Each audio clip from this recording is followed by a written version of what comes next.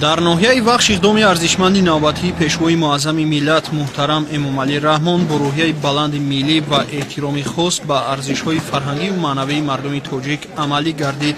در دایره این اقدام معرفت پرورانه به هر یک عائله ناحیه تحفه بی‌نظیر فرهنگی کتاب شاهنامه بی‌زوال حکیم ابوالقاسم فردوسی تقدیم کرده شد که این عمل از توجه پیوسته سرور دولت به ترغیب خودشناسی و خودآگاهی ملی گواهی می‌دهد.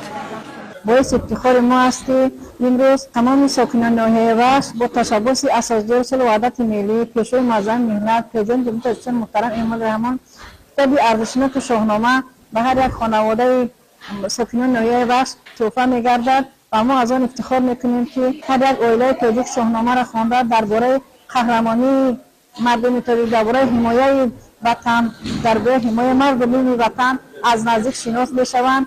در مجموع با 29530 خواجگی ناحیه وخش 59600 نسخه شاهنامه رسانیده می شود. این اقدام با مقصد آموزش تاریخ، زبان، فرهنگ و جوهر هستی ملت ارزیابی می گردد. شاهنامه همچون نخستین داستان ملی و آینه تمدن آریایی در طول 100 ساله ها برای خودشناسی نسل ها خدمت بزرگ انجام داده است و امروز نیز اهمیت علمی و معنوی آن کاستن نشده است. افتخار ما نورسان است که این کتاب با ما نورسان در جلد نو رسیده است. در آینده ما کوشش میکنیم که این کتاب را پورا از خود نماییم و در آزمون شاهنامه خوانی اشتراک نماییم. تقسیم شاه اثر با اشتراک نمایندگان حکومت مملکت، مقامات اجرایی حکومت دولتی ناحیه، مسئولان ساحه‌های معارف و فرهنگ و فعالان جامعه به راه مانده شده. ساکنان ناحیه اهل ضیا، آموزگاران و جوانان و فعالان جامعه از این اقدام فرهنگ سالارانه با احترام و صمیمیت بلند استقبال کردند.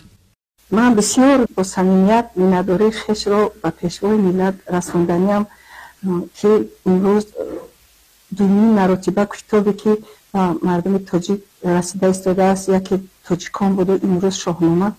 ما از این اقدام پیشگیری جناب عالی بسیار هم می‌داریم. ساکنان ناحیه وخش با خوشنودی و افتخار وطنداری اقدام پیشوای ملت را یک وسیله مهمی بالا بردن سطح معرفت، بیدارسازی حس وطندوستی و خویشتن‌شناسی و تقویت غایه‌های ملی وطنداری ارزیابی نمودند. این تشبث فرهنگ پرورانه در برابر دیگر اقدام معنوی سرور دولت از جمله تقدیم اثر بی‌زوال علامه باباجان غفورов تاجیکان به هر خاندان به تحکیم هویت ملی، بالاروی معرفت فرهنگی و بیداری فکری جامعه مساعد